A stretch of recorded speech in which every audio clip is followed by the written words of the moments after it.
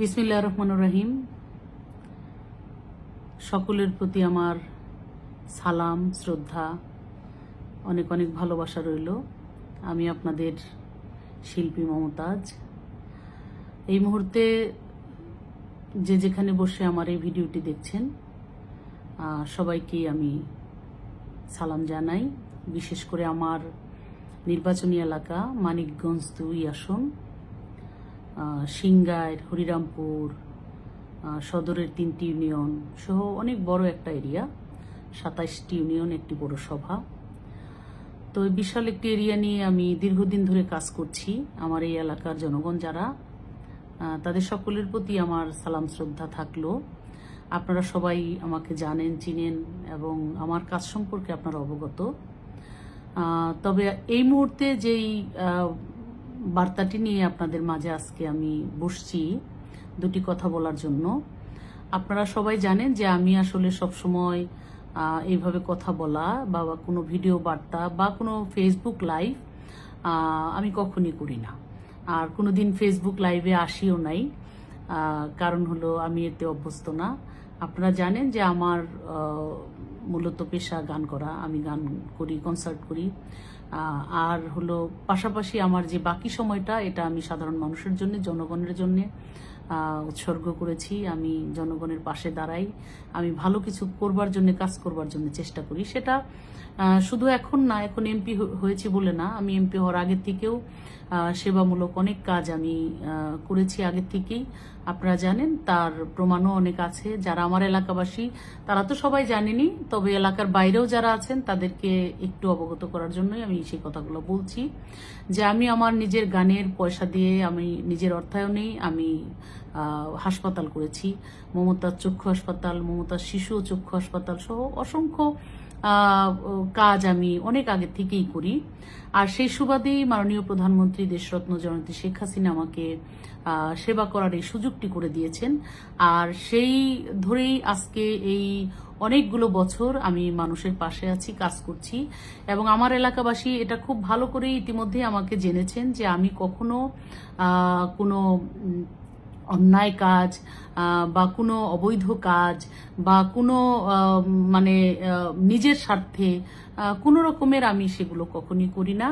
এবং আল্লাহ পাক যেন আমাকে সেগুলো না করায়। আমি যতটুকু পারি আমার নিজের কষ্টের পয়সা দিয়ে হোক, সরকারের পয়সা দিয়ে হোক, শতভাগ সেটা মানুষের জন্য করবার চেষ্টা করি। ওখানে আমার একটা তৃপ্তি আছে, আমার একটা ভালো লাগা, ভালোবাসা আছে। কারণ এই জনগণের দোয়া এবং এই জনগণের ভালোবাসা নিয়েই কিন্তু আজকে আমি যে যতটুকু এসেছি, আমি মমতাজ হয়েছি, আমি শিল্পী মমতাজ হয়েছি, এমপি মমতাজ হয়েছি, সবকিছুই কিন্তু আপনাদের দোয়া এবং ভালোবাসা নিয়ে হয়েছি। সেজন্য আমি আমার কোনো কাজে আমি ফাঁকি ঝুঁকি দেই না। আমি চেষ্টা করি আমার সাধ্যে, আমার জীবনে যতটুকু কুলায় আমি ততটুকু আপনাদের পাশে দাঁড়াবার জন্য, অসহায় মানুষের পাশে দাঁড়াবার জন্য। এবং সেখানে আমার একটা বিশাল ভালো লাগার জায়গা আছে। আর আমি যেহেতু ছোটবেলা থেকেই অনেক জ্ঞানী গুণী সাধক মানুষের কথা শুনে বড় হয়েছি। আমার বাবা একজন বাউল ছিলেন। আর সেজন্যই আমি জানি যে মানুষ হয়ে মানুষের সেবা করা, মানুষের পাশে দাঁড়ানো, মানুষের সুখ দুঃখের কথা শোনা, তাদের একটু উপকার করা, এটাই হয়তো আমার জীবনের পুঁজি হয়ে থাকবে। মানুষ মরণশীল, আমরা হয়তো কেউ কোনোদিন সারা জীবন বেঁচে থাকবো না। আমাদের যদি একটু পুঁজি নিয়ে আমরা সেই দুনিয়া ছাড়তে পারি, সেটাই হয়তো আমাদের কাজে আসবে। ওই বিশ্বাস আস্থা থেকেই মানুষের এই কাজগুলো আমি করে থাকি। যাই হোক, কাজ করতে গেলে বলে না প্রবাদ যে ভাত খেতে গেলে ভাত পড়ে, কাজ করতে গেলে ভালো মন্দ ভুল ত্রুটি থাকবে স্বাভাবিক। কেউ ভুলের ঊর্ধ্বে না, আমরা কেউ না। অতএব ভুল ত্রুটিগুলো আপনারা ক্ষমা সুন্দর দৃষ্টিতে দেখে আমাকে কাজ করার সুযোগ দিয়েছেন এবং দিবেন আশা করি আগামীতে। তো আজকে যে কথাটা আসলে বলার জন্য আপনাদেরকে আমি উপস্থিত হয়েছি, সেটা হলো যে এই সাময়িক আমাদের একটা কষ্টের মধ্যে আমরা কিন্তু সারা দেশের মানুষ পড়েছি। সেটা হলো বিদ্যুৎ। এই বিদ্যুৎ নিয়ে যেমন কষ্ট আছে তেমন আমাদের যে মাধ্যমগুলো ফেসবুক, ইউটিউব, আমরা যাই বলি না কেন, সেখানে এগুলো নিয়ে নানা ধরনের কথা, আলোচনা, সমালোচনা এবং প্রোপাগান্ডা আছে।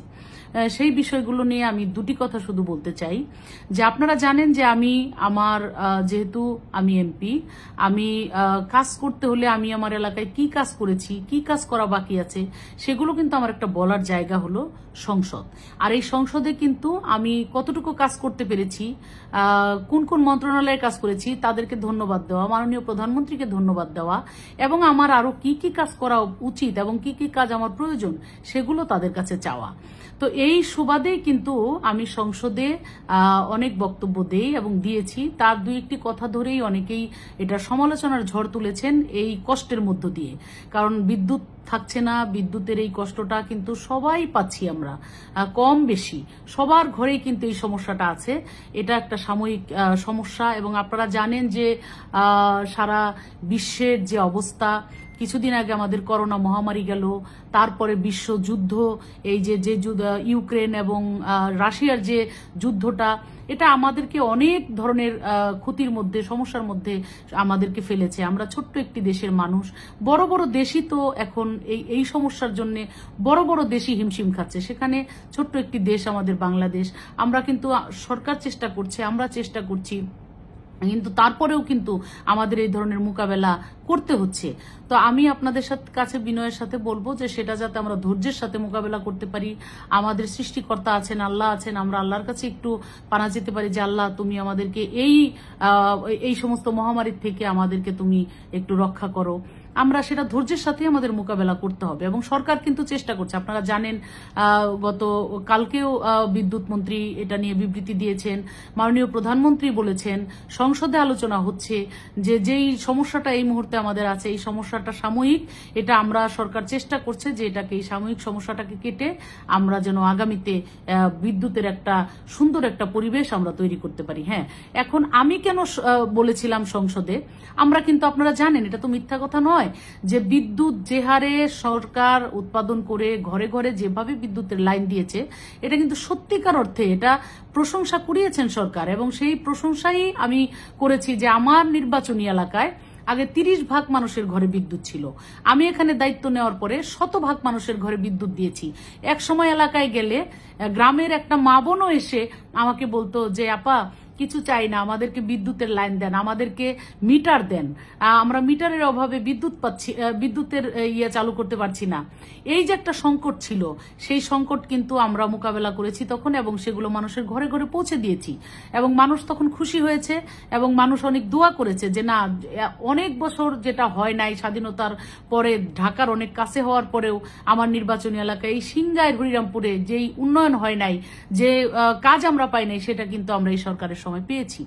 আজকে সেই জন্যই কিন্তু আমি সংসদে বলেছিলাম যে আমরা যেভাবে, এই যে মানুষ আমাদেরকে চাইতো, এক সময় হয়তো এই চাওয়া পাওয়াটা আর থাকবে না। সরকার যেভাবে বিদ্যুতের উন্নয়ন করছে, যেভাবে আমরা লাইন দিয়েছি, যেভাবে আমরা মিটার ঘরে ঘরে পৌঁছে দিয়েছি, এখন কিন্তু সত্যিকার অর্থে গ্রামে গেলে বলেন আপা 2টা মিটার দেন, আপা 5টা মিটার দেন। মিটার দেওয়ার কিন্তু আর জায়গা আসলেও খুঁজে পাওয়া যায় না, এটাই কিন্তু বাস্তব। আর সেই কথাটাই কিন্তু সংসদে বলা হয়েছিল, কিন্তু সেটাকে ভুল ব্যাখ্যা দিয়ে, ভুল ভাবে উপস্থাপন করে অনেকেই, অসাধু কিছু লোকজন, তারা খামাখাই 2টা বাজে কথা ফেসবুক, ইউটিউবে বলার চেষ্টা করছেন। আমি তাদের বিনীতভাবে বলবো যে আপনারা জ্ঞানী মানুষ, আপনারা যারা এই ধরনের ভুল ব্যাখ্যা দেন এবং বাজেভাবে এগুলাকে উত্থাপন করেন, আমি তাদেরকে বিনীতভাবে বলবো যে দেখেন, আমার কথার সত্যতা আছে, আমি সঠিক সময়ে সঠিক কথাই বলেছিলাম।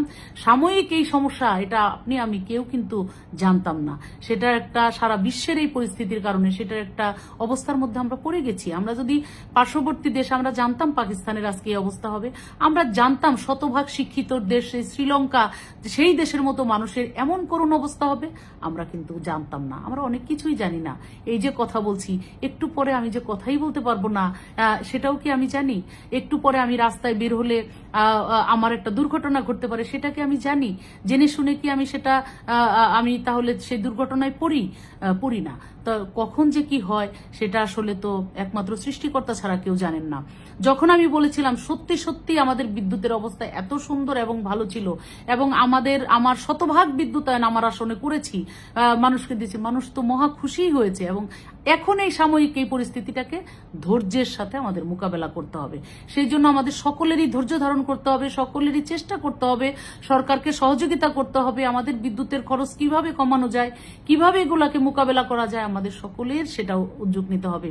দোষারোপ করে একে অপরের কাদা ছোড়াছুড়ি করে লাভ নেই, এগুলো আমাদের ক্ষতি বরং হবে, আমাদের অশান্তিই বাড়বে।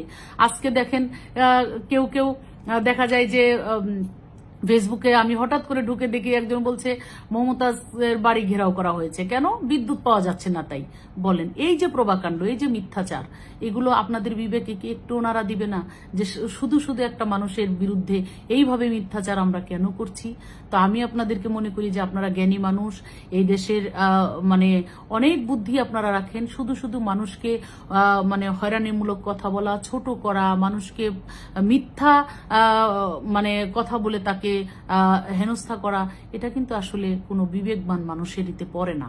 সেই জায়গা থেকে আপনাদের কাছে আমি বিনীতভাবে অনুরোধ করব, এই ধরনের প্রভাকাণ্ড থেকে আপনারা একটু মানে সরে থাকবেন, এবং আপনারা এই মিথ্যার আশ্রয় প্রশ্রয় কেউ দিবেন না, এবং আপনারা আমাদের সাথে থাকুন, ধৈর্য ধরুন। আল্লাহ যেন আমাদের এখান থেকে মানে খুব তাড়াতাড়ি আমাদেরকে এই কষ্টের থেকে আল্লাহ যেন আমাদেরকে মুক্ত করেন।